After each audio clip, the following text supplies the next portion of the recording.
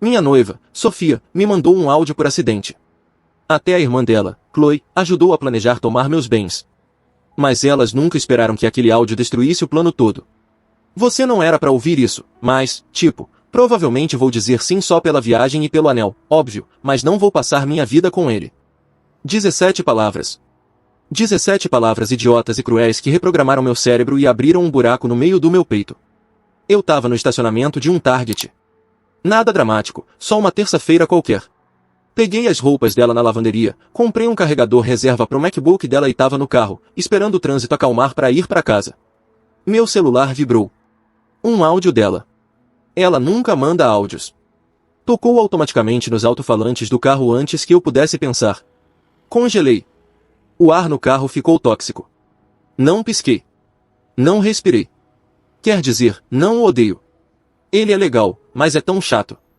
Meu Deus, às vezes juro que, se ele contar mais uma história sobre concreto ou design de pontes, vou me jogar no trânsito.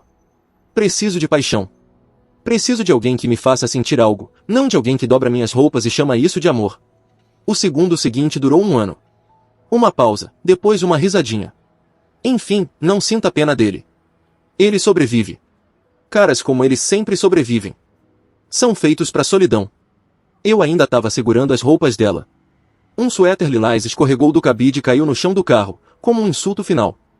Ela quis mandar o áudio pra irmã ou uma amiga, sei lá pra quem ela despeje esse veneno quando não tô por perto, mas mandou pra mim. E agora eu sabia a verdade. Isso não era um tropeço.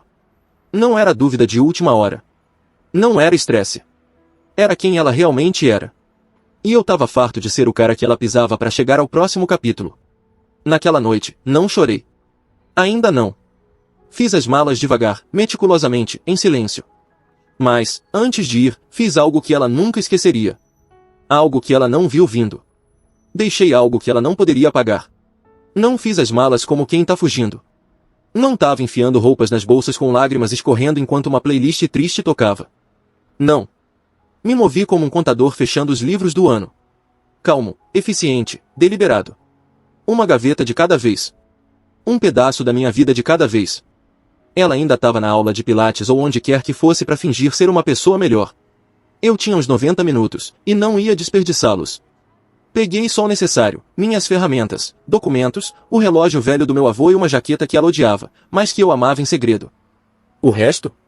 Os móveis compartilhados, as fotos emolduradas de uma felicidade falsa, as velas perfumadas idiotas que ela dizia que davam clima pro apartamento? Deixei tudo intocado. Queria que ela sentisse o silêncio ao entrar. Queria que notasse o que faltava, não o que ficou. Antes de fechar a última mala, abri o armário dela. O vestido de noiva estava lá, numa capa plástica transparente, todo de renda e falsidade. Ela passou semanas obcecada por ele. Lembro da noite que ela o experimentou pra mim, girando como uma garotinha, dizendo, dá pra acreditar que alguém como eu tá casando com alguém como você. Eu sorri como um idiota. Um completo idiota. Não danifiquei o vestido. Não sou esse tipo de cara. Mas peguei um post-it, escrevi 8 palavras com um marca-texto preto e coloquei dentro da capa, bem na gola. Agora sei por que você nunca parecia feliz. Não deixei no travesseiro. Não mandei mensagem. Aquele bilhete, no vestido precioso dela, ia doer mais que qualquer coisa que eu pudesse dizer. Porque ela não veria na hora. Só quando pegasse o vestido de novo. Só quando o casamento estivesse perto. Só quando achasse que tinha se safado. Deixei a chave na bancada da cozinha e saí. Naquela noite, fiquei num motel barato na saída da cidade. Marcas de cigarro nos lençóis, uma luz zumbindo sobre o espelho e um silêncio que corroía como ferrugem. Mas era melhor que o apartamento. Nosso apartamento, que agora parecia uma cena de crime. Não dormi. Ficava ouvindo as palavras dela na minha cabeça, tentando decifrar o tom, a risada, a crueldade casual. Não era só o que ela disse, era como parecia fácil para ela dizer, como se tivesse ensaiado, como se eu fosse o último a saber o que todos já sabiam. Por volta das 2h47, abri o Instagram dela. Tinha um bumerangue dela com um cara, brindando com taças de vinho num terraço que eu não reconhecia. A legenda, grata pelas pessoas que veem o meu verdadeiro eu. O verdadeiro eu dela. Ela ainda não sabia, mas ia descobrir o que eu vi. E eu não tinha terminado de cavar, porque aquele áudio era só a superfície, e eu tinha um pressentimento horrível de que era mais profundo do que eu queria admitir. Na manhã seguinte, comecei a seguir as rachaduras da nossa suposta vida. Descobri algo que ela achava que eu nunca veria, um segundo número na nossa conta de celular compartilhada. Um celular reserva, escondido sob um nome falso, que ia desmontar tudo. Eu cuidava das contas de celular. Ela dizia que os números a deixavam tonta, e eu, o idiota confiável, achava isso um elogio. Nunca questionei a linha marcada como dispositivo AUX, pensando que era o iPad dela ou um Sartvatis que ela nunca usava. Mas, no motel, olhando o PDF da última conta, notei algo estranho. Não era um tablet. Tinha histórico de chamadas e mensagens, bem ativo. O número estava registrado como Ramona Grigg, um nome que ela nunca mencionou em toda a nossa relação. O endereço de cobrança era o nosso. O modelo? Um celular reserva, pré-pago, impossível de rastrear, exceto que ela foi descuidada e vinculou a nossa conta, provavelmente para economizar. Clássico. Liguei para o número. Caiu direto na caixa postal. Não era a voz robótica padrão. Era a voz dela. Oi, aqui é a Sofia. Deixe um recado se eu confiar em você. O nome dela, a voz dela, a arrogância dela. Fiquei fisicamente mal. Esperei até o meio-dia, quando sabia que ela estava num dos almoços cafonas ou reuniões de vaidade, e voltei pro apartamento. Ainda tinha o código da garagem. Ela nunca pensou que eu voltaria. Entrei e saí em menos de 10 minutos. O celular reserva estava escondido atrás de caixas de lençóis no armário, onde uma vez ofereci instalar prateleiras melhores, e ela gritou comigo por atrapalhar o fluxo dela. Tava dentro de um estojo velho de óculos, embrulhado numa legging. Ela achava que era esperta. Liguei o celular. O que encontrei não era o que esperava. Não tinha fotos explícitas, nem mensagens românticas com alguém chamado River ou Kai, ou os nomes que inventei nos últimos dias. Não, era pior. Era sutil, calculado, estratégico. Tinha mensagens de mais de 8 meses com um contato salvo só como C. Sem sobrenome. Sem foto. Só uma letra. Mas as mensagens... Meu Deus! Não eram românticas. Eram cruéis, estratégicas. Falavam de mim como se eu fosse um negócio que elas queriam fechar. Ele acha que o acordo pré-nupcial é só formalidade. Falei que é pela herança do meu pai. Haha. Quando assinar os papéis, faço meu movimento. Quero sair até o inverno. Vou ficar com o Loft. Se ele reclamar, jogo a carta do pânico. Você estava certa. Culpa funciona melhor com caras como ele. Só preciso parecer magoada e frágil, e ele cede. Cede. Era isso que ela achava que eu fazia o tempo todo? Cedendo, como se fosse uma versão de origami de um homem que ela podia dobrar como quisesse. Tinha um áudio que doeu mais que tudo. Ela disse, sério, tô ensaiando como vou chorar quando pedir um tempo. Ele vai acreditar. Ele quer acreditar que sou a garota que conheceu. Mas não sou. Superei ele há 2 anos. Só não quis me mudar enquanto o mercado imobiliário tava uma droga. Olhei pro celular, meu dedo pairando sobre o botão de apagar, como um reflexo inútil. Mas não apaguei. Fiz backup de tudo num pendrive. Datas, horários, arquivos. Eu não era mais só a vítima. Era a testemunha, e tinha provas. Saí do apartamento de novo, mais devagar, mais cansado. Aquele dia não terminou com uma decisão ousada ou uma vingança ardente. Não. Terminou comigo sentado sozinho na minha picape, num estacionamento de posto de gasolina, comendo uma barra de proteína vencida, fazendo a pergunta mais idiota de todas, alguma coisa foi real. As risadas, os beijos, as manhãs de domingo com panquecas e vinis, o jeito que ela se enroscava em mim na cama e sussurrava, promete que nunca vamos virar. Chatos. Tudo isso era só uma atuação, ou eu era só o cara que ela usou para ensaiar antes de se tornar a mulher que queria ser com outra pessoa. Ainda não sabia, mas ia descobrir. E se ela queria jogar isso como um negócio, eu ia mostrar o quão frio eu podia ser na hora de cortar minhas perdas. Tinha um cara que ela nunca mencionava, mas o nome dele vivia nos cantos do silêncio dela. Mulheres como ela são boas em deixar pedaços do passado sem dizer, mas nunca enterrados. O nome dele era Ethan. Há 2 anos, vi o nome dele aparecer no celular dela. Não uma mensagem, só uma notificação de chamada perdida. Quando perguntei, ela hesitou, sorriu forçado e disse, ele é só um fantasma da faculdade. Nada para se preocupar. Então, não me preocupei. Mas isso foi antes de saber dos celulares reserva, nomes falsos e planos para me dobrar como uma cadeira de praia depois da lua de mel. Agora eu me preocupava. Não tinha o sobrenome do Ethan, mas lembrava dela mencionar, numa história bêbada numa madrugada, que ele tocava bateria numa banda indie em Columbus.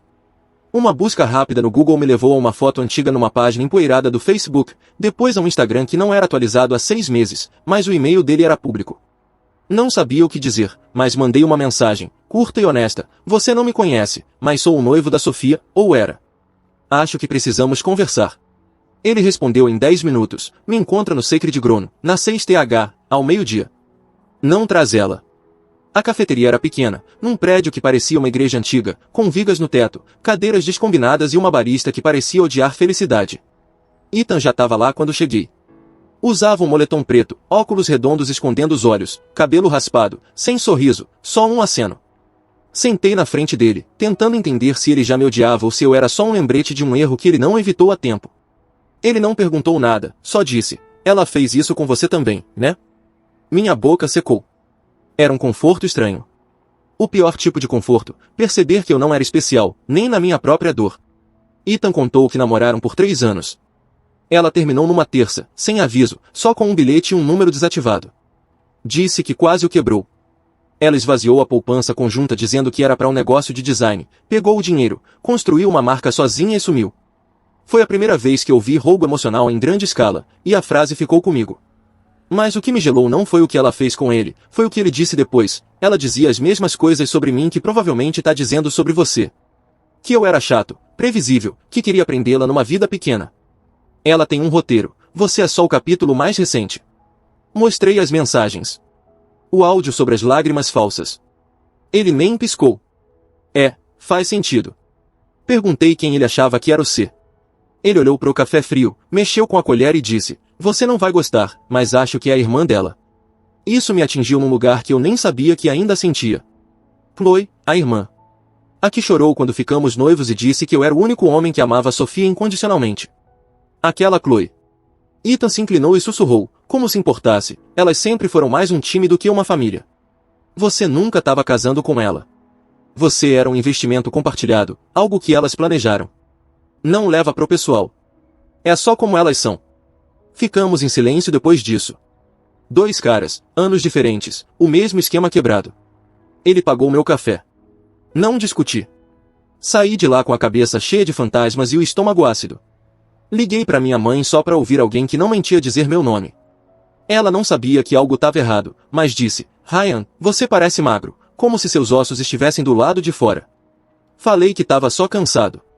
Naquela noite, não dormi de novo.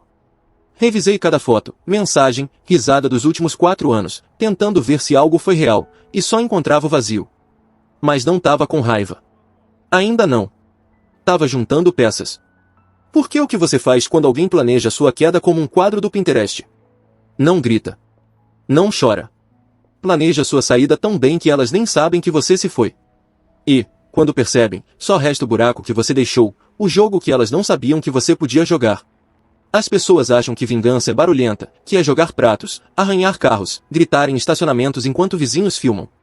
Mas a verdadeira vingança não é assim. Não para caras como eu. A minha não era fogo, era gelo. E começou na noite depois de conhecer Ethan, quando abri o notebook dela com mãos que não tremiam mais. Sabia a senha? Claro. Golden Hour, 92. A hora favorita dela e o ano de nascimento. Fofo, né? Antes achava romântico. Agora parecia o código de um cofre onde ela guardava pedaços de cada homem que usou e descartou. Não estava procurando sujeira. Não esperava achar outro caso secreto ou uma conta bancária em nome de estranho. Tava procurando vantagem. Queria saber o quão fundo isso ia, o que ela achava que tinha construído ao meu redor. Ela guardava pastas para tudo.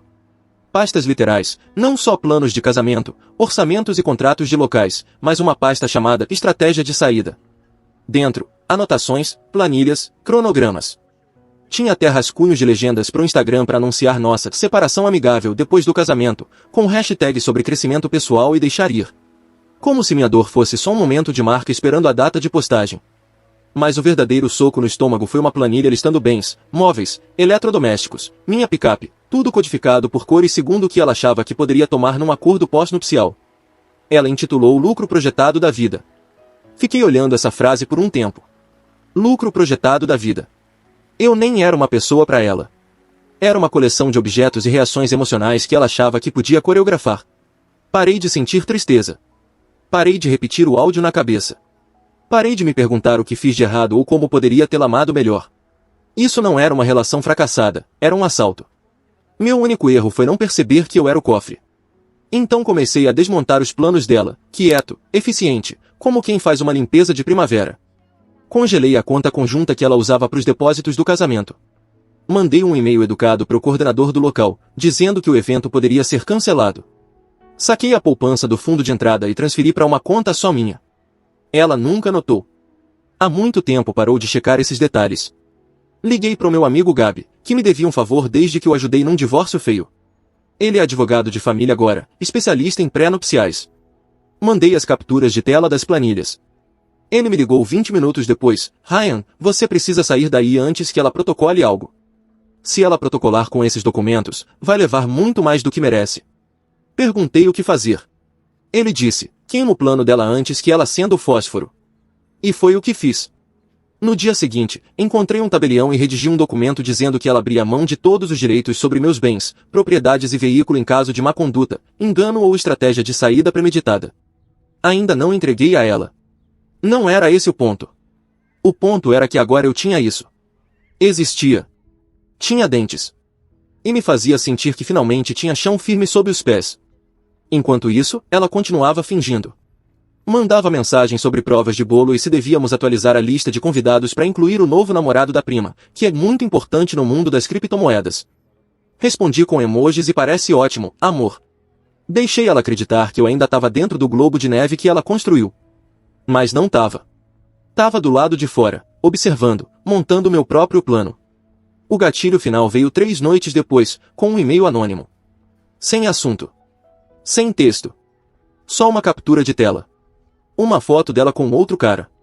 Não se beijando, nem se tocando, mas sentados perto, rindo, ela olhando para ele como olhava para mim quando eu ainda acreditava que amor não vinha com termos e condições. Dizia zoom na imagem. O crachá dele dizia Liam. O contato C do celular reserva. Ela nem se deu ao trabalho de mudar o nome real. Foi a última peça que eu precisava. A confirmação final de que não era confusão, dúvida ou mal-entendido. Era intencional. Ela queria me queimar aos poucos, disfarçado de um término maduro. Não sabia que eu já estava desmontando a base sob os pés dela.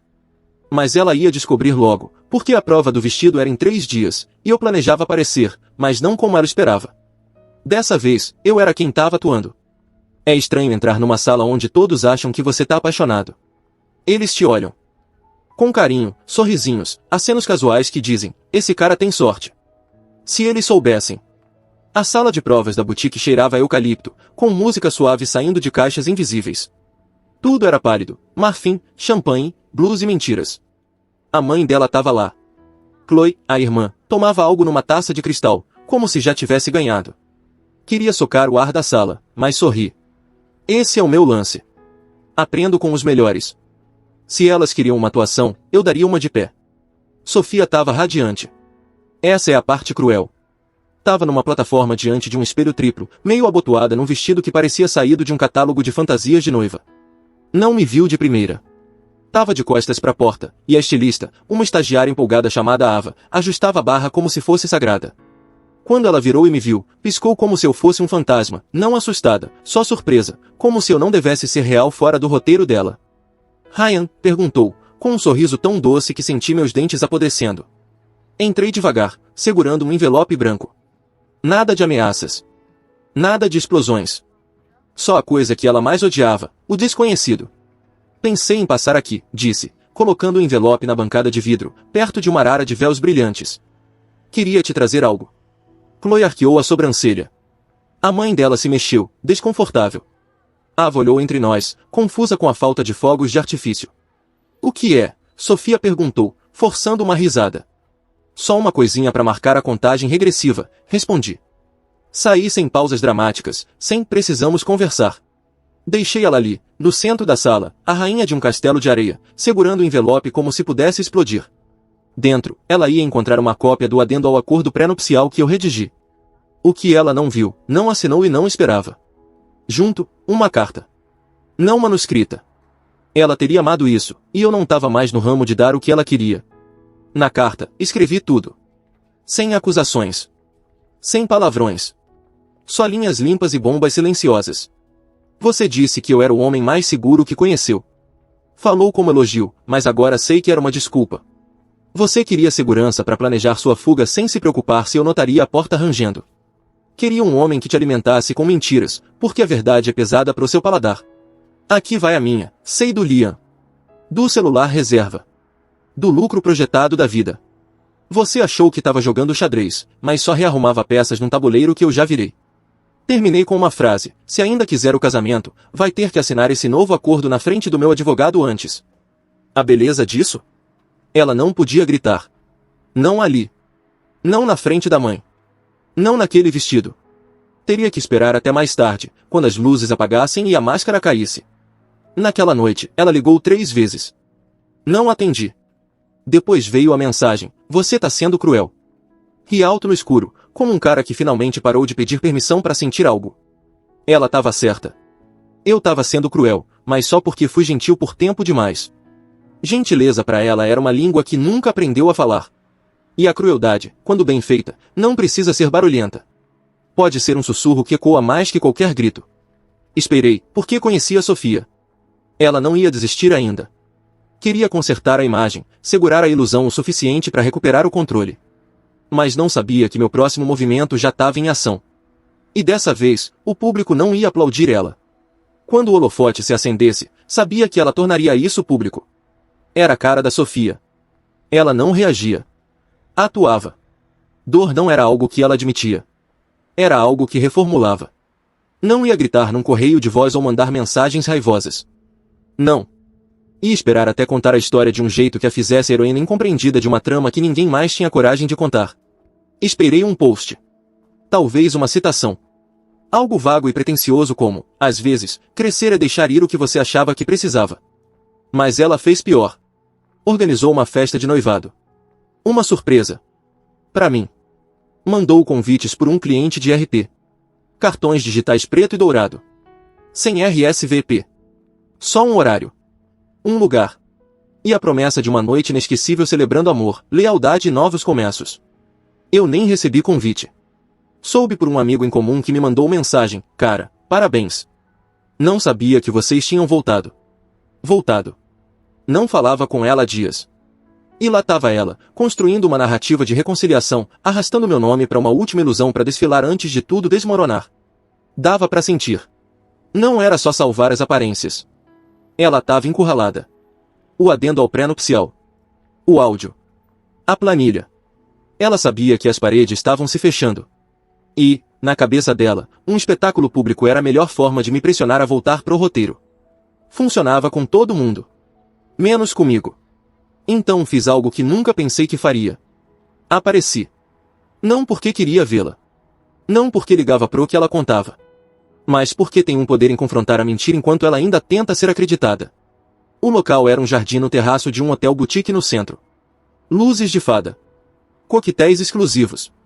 Música alta o suficiente para evitar conversas honestas. A multidão era quase toda do lado dela.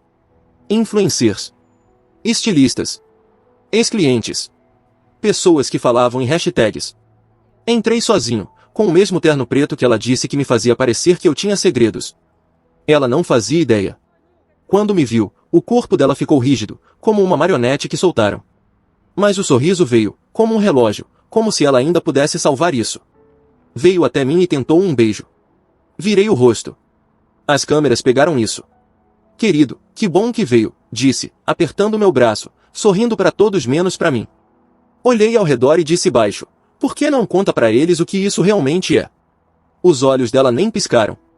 Ryan, por favor, sussurrou entre dentes cerrados e um sorriso fixo. Peguei o microfone. Não planejava falar. Nem sabia se ficaria mais de 10 minutos. Mas, ali, vendo ela brilhar num amor emprestado, percebi que não precisava gritar. Não precisava xingar ou expor capturas de tela. Só precisava dizer uma verdade clara e deixar o resto para a gravidade. Bati no copo. A música baixou. Algumas pessoas aplaudiram por instinto. Esperei. Então disse: obrigado por virem. Sei que muitos acham que estão aqui para celebrar o amor, mas hoje não é sobre isso. É sobre timing. Porque, às vezes, antes de um casamento, você descobre algo que te faz questionar se a pessoa com quem vai casar te ama ou ama a versão de você que ela pode controlar. As pessoas se mexeram, desconfortáveis. Ela não se moveu. E quando alguém passa mais tempo planejando uma saída do que um futuro, talvez a verdadeira celebração não seja o noivado. Talvez seja a fuga. Sorri. Brindo aos novos começos e a ver as pessoas claramente, não importa quanto tempo leve. Larguei o microfone, passei por ela, pela irmã, por cada sorriso falso e roupa polida na sala. Ninguém me parou. Lá fora, no silêncio da cidade, senti algo que não sentia há meses. Leveza. Mas não tinha acabado, porque 2 dias depois recebi uma carta. Não uma mensagem. Não uma ligação. Um envelope de verdade. Dentro, uma foto nossa de 3 anos atrás, numa viagem que esqueci. No verso, na letra dela, 5 palavras: você estragou tudo cedo demais. Foi quando percebi que ela tinha um último movimento, e eu tinha acabado de acioná-lo. Finalmente, escolhi a mim mesmo. Olhei a foto por um tempo. Não porque doía. Não mais. Olhava porque não reconhecia o cara na foto. Ele parecia cansado, mesmo naquela época. Sorrindo, sim. Mas daquele jeito que as pessoas sorriem quando convencem a si mesmas que sobreviver é o mesmo que felicidade. O braço dele estava em volta dela, claro. Mas parecia que ele se segurava por medo, não por amor. A mensagem no verso: você estragou tudo cedo demais. Primeiro, me atingiu como um soco. Mas então ri. Não com amargura. Não com crueldade. Só com honestidade. Porque ela estava certa. Estraguei tudo cedo demais. Estraguei a atuação. A ilusão. A versão de mim que teria ficado quieto, assinado os papéis e esperado o coração partido chegar numa caixa embrulhada chamada divórcio amigável. E graças a Deus por isso. Depois da carta, ela sumiu. Sem mensagens. Sem monólogos dramáticos. Desapareceu como as pessoas fazem quando a última carta não funciona. Imagino que ela contou uma nova história. Uma onde eu era controlador, frio ou com medo de compromisso. Tudo bem. Que ela narre o que a ajuda a dormir. Enquanto isso, me mudei. Deixei o apartamento. A cidade. Os ecos de uma vida construída em cheques emocionais sem fundo. Aluguei um lugar pequeno nos arredores de Asheville. Nada chique. Mas tem uma varanda que pega o sol da manhã direitinho. Comecei a trabalhar como freelancer. Menos horas. Menos dinheiro. Mas mais espaço para respirar. Até comprei um violão usado. Aquele que ela dizia que era uma fase que eu era velho demais para ter, adivinha? Não era. Alguns dias ainda são pesados. Não vou mentir. Curar não é sempre limpo. Tem manhãs que ainda me pergunto se algo foi real. Se o jeito que ela me olhava significava algo. Mas aí faço o café. Toco uns acordes. Sinto o sol no rosto. E lembro que existo fora do que ela queria de mim. Um dia, quem sabe, vou conhecer alguém que não me veja como um projeto, um substituto ou um degrau. Alguém que não recue quando eu digo a verdade. Que não veja a gentileza como fraqueza. Mas, até lá, tô de boa sozinho. Não solitário, mas sozinho. Tem diferença. A última vez que a vi foi por acaso, 6 meses depois, no mercado em Nashville. Ela não me viu. Tava discutindo com um cara na seção de frutas, segurando um celular numa mão e o que parecia uma revista de casamento na outra. Passei por ela em silêncio, invisível. Não senti raiva. Não senti tristeza. Só senti liberdade. Então, para quem tá lendo, se você se diminuir para alguém se sentir grande, vá embora. Se alguém usa sua estabilidade como arma contra você, vá embora. E se alguém constrói um futuro com você só para ensaiar a saída, não só vá. Corra, e não olhe para trás. Porque, às vezes, estragar tudo cedo demais é a melhor coisa que você vai fazer na vida. Atualização, outubro de 2025. 6 semanas depois da festa de noivado, minha vida tá parecendo um sitcom, mas com menos risadas gravadas. Asheville tem sido meu refúgio, com suas montanhas e cafés que cheiram a esperança e grãos torrados. Tô trabalhando em projetos de engenharia como freelancer, e, sim, ainda falo de concreto às vezes, mas agora é para clientes que pagam, não para noivas que planejam me passar a perna. Quem diria que eu, o cara chato das pontes, viraria detetive de mentiras? Sofia tentou me contatar uma vez, uma mensagem longa cheia de "sinto sua falta" e errei feio. Não respondi. Não por raiva, mas porque aprendi que silêncio é uma resposta poderosa. Soube por um amigo que ela tá morando com a irmã, Chloe, num apartamento minúsculo. Parece que o plano do loft caiu por terra quando o mercado imobiliário deu outra rasteira. Ironia, né? Elas queriam meu lucro projetado da vida, mas agora dividem uma kitnet com um sofá-cama e uma geladeira que faz barulho. O melhor momento, porém, foi semana passada. Fui a um bar local, desses com luzes amareladas e música ao vivo que faz você esquecer o mundo. Uma garota, Emma, puxou conversa enquanto eu tentava decidir entre uma cerveja artesanal ou só água com gás, minha maior batalha atual. Ela é arquiteta, tem um sorriso que parece acender o lugar e, o mais importante, riu quando contei uma história sobre um erro de cálculo numa ponte. Você é meio nerd, né? Ela disse, com um brilho nos olhos. Mas um nerd legal.